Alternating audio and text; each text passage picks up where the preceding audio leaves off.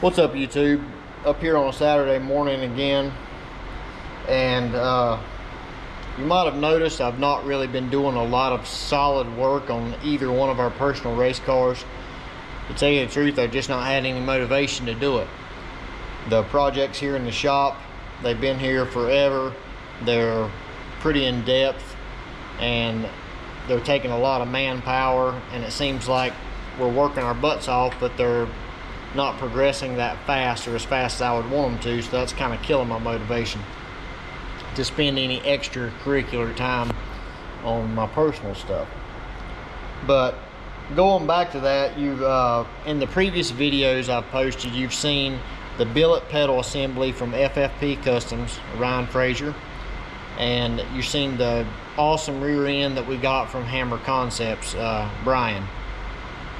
So those two pieces, because they were custom, I needed to get them mocked up in the car to confirm fitment.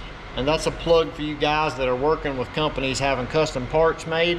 When they are done with them and they ship them to you, don't wait 6 months to put them in the car and then tell them that they don't fit, because the effort it takes for that company or the person you're working with to come back to your idea and revisit what they've already wrote off in their mind as being a done deal is pretty tough on the people making the custom parts, because it's easier. I mean, just like building a car, doing a roll cage or a turbo kit or whatever, it's 3 times as hard to go spend 30 minutes here, 30 minutes there, or whatever, than it is to just hammer through and stay focused on one task.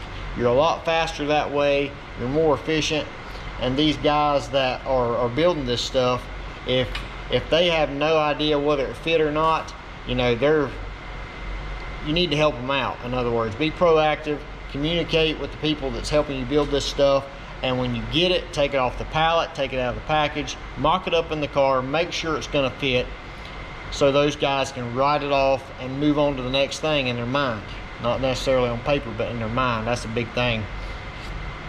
So that's the only reason why I got them parts in the car, is because that was my motivation for that, because I would want somebody to do the same thing for me, and that way I can, you know, be confident that they got what they paid for. So besides that, ain't really had much motivation. But this morning I wanted to come in and address the wishbone issue on my car, which is not really an issue. I just got rid of the wishbone whenever I had the custom rear made, because it wasn't going to work on the new rear end.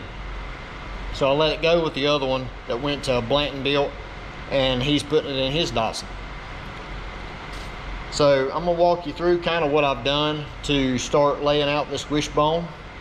It's pretty straightforward. This ain't rocket science making one of these things, but I just want to show you what I have done so far that's saved me a lot of time. So let's go over to the car. I'm going to go in on the other side because I've got one of the wheels off.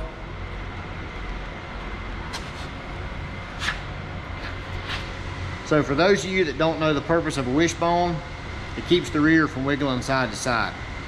Keeps the rear tracking straight. You got your 4-link bars. If you didn't have a wishbone, when the car accelerated, the rear would just walk sideways. So you got to have something that holds it true inside the chassis. The first thing we did, we've got an attachment point up there, and then we got 2 attachment points back here. Now, you can have a reverse, which I don't know which is called reverse and which is called forward, but mine, the Y is opening up towards the rear end.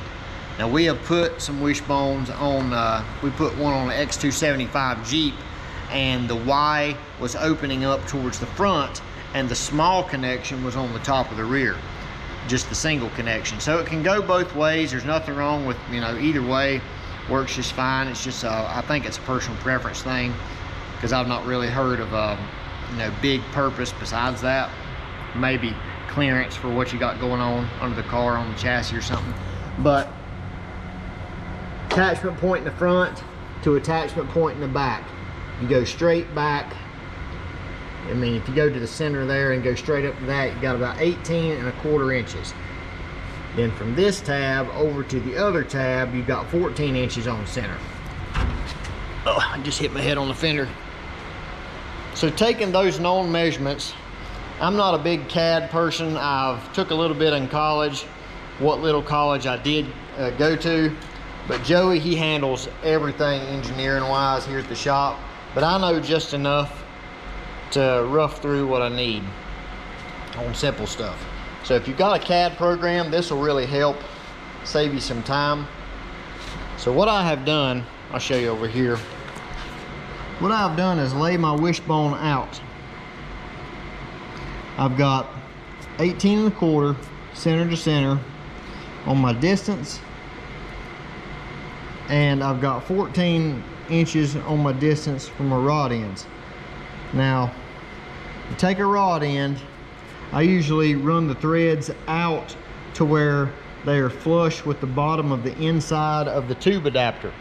So you're not losing any thread engagement. Once the threads go past the inside of the tube adapter where the threads stop, you're not gaining any more strength or holding power on them threads because it's using every bit of them. So I usually screw them out. That way I've got plenty of adjustment. So they're about halfway out, I guess you could say. So I took that measurement, which is about 2 3/4, and I just drew me some little dummy rod ends to kind of simulate how it was going to be. That way I could figure out my tube lengths. So 13½ before it's notched from end to end. So I can go ahead and cut 2 pieces of 1¼ that size. And then I've got my notch angles. So pretty well all the work's done. Just go over the bandsaw, cut the tubes, set the notcher up to that angle, blow a notch through it, come over here, lay it on the table, and we've got our wishbone. The other part I didn't measure was this 1¼ tube that ties it together across here. Notice this forms a big triangle. I didn't put a measurement on that tube, I just put an angle on the notch and just threw a measuring tape across here with it on the table, and I think it's about 9 7/8 is what it come to before the notch, and I just notched it at that angle, which really it's not, well, yeah, it is that angle. Sometimes depending on where you put the angle dimension, sometimes you have to do that much off of 90 or whatever, but anyway. So over here on the bench, we've got our wishbone. Now what I've done, this is a straight edge here. I marked 14 with a Sharpie, 14 with a Sharpie. I come to the middle, which is 7, go up 18¼ and we got our mark in there. That way you can pretty much lay this thing out square the way it's supposed to be. Then this is our piece here. I just notched it, which I still got to clean up a little bit. Wherever it falls, right in there, which you'll need to get the same distance off of each side, that way it's not cocked one way or the other. But that's pretty much it. That's our wishbone. So another little tip, this is 120 wall, which this is a 1-inch slide. Make sure this thing is fully engaged. Don't do a little tiny slide with this thing hanging out, because the more you can get this engaged, the stronger this is going to be. Make sure you leave your flat part where your adjustable wrench goes, or your wrench, or whatever you use, so you can tighten your jam nut. Don't run your threads all the way in to where you have no adjustment. Just like I was saying here, leave enough thread out where you can adjust the rear side to side, and you can adjust this front to back. Because even though this slides, you still want to get it to where it comes to about the end right in there. You don't want this to be buried way up in there. So I'm trying to think what else. I think next I'm going to drill the plug weld holes, which will go all the way through these tubes, and then I'm going to tack my tube adapters in here, just a couple tacks on both sides, and then I'm going to tack up here at the top, maybe a couple tacks just to hold it together. And then I will take this and I will put it in the car, get it bolted up, and then I'll come back and put the center tube in between the two tubes and tack it in place. This way we know that this thing exactly lines up with the rear. So you know how stuff with welding is, it could pull one way or the other just a little bit, enough to completely throw off the alignment, and you don't want that. So that's just about the best way I know to do it, is either build a fixture or actually hook it to the rear in the car and weld it up that way. That way you know it's good. So that's what we're gonna do next. I've got Nathan from Demon Performance coming here any minute. He's picking up a couple pallets full of junk off that Jeep over there, which I will update you on. We have been cutting the crap out of that thing. We have took so much weight out of it, it's crazy. But he's got several pallets of parts to pick up here any minute, so I'm not sure if I'll be able to finish the video later after he leaves. I don't know how long he's gonna stay, so we'll see how it goes, and we'll go from there.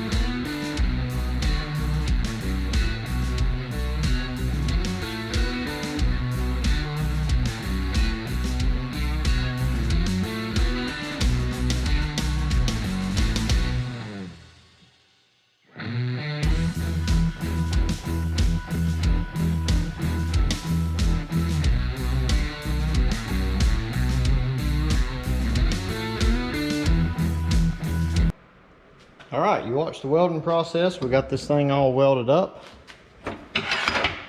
So it's good to go in the car now. what I did, since this is not painted yet, I went ahead and put a little bit of Vaseline or just something that ain't gonna make a mess on this slide, where it doesn't try to get any kind of flash rust or anything on it while it's while the car is being built, because it's been down for a while. So who knows when it'll get done. So I want to just make sure that none of this sets up any kind of rust on that slide itself to where I have to deal with that.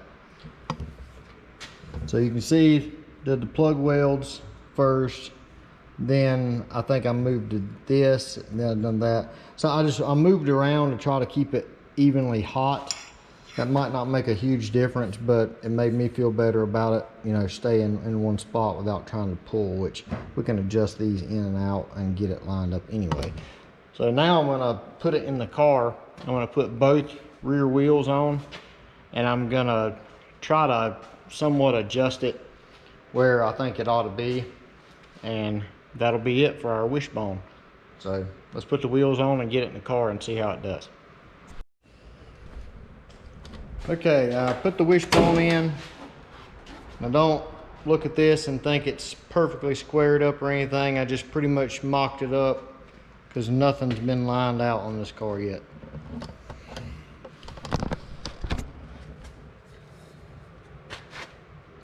So there we go.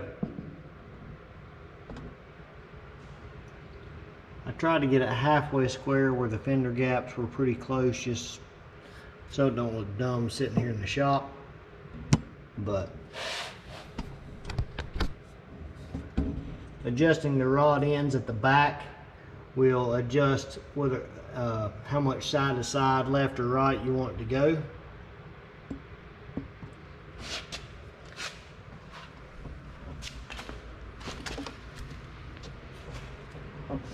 See if we can look under here. I don't know if the camera will bend enough. There we go.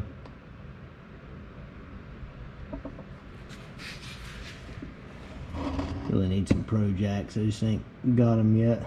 So it's jack stand life. That's pretty much it. Not really that complicated, but we can either do wishbones on drag cars, we can do diagonals, or we can do like a solid X, which is basically a swing arm. So that's probably what we're going to do on the Jeep since it's so heavy. But this car had a wishbone on it and it done fine, so we did it again, and that's what the rear is set up for. So thanks for watching, and I'll come to you again with another update soon. See ya.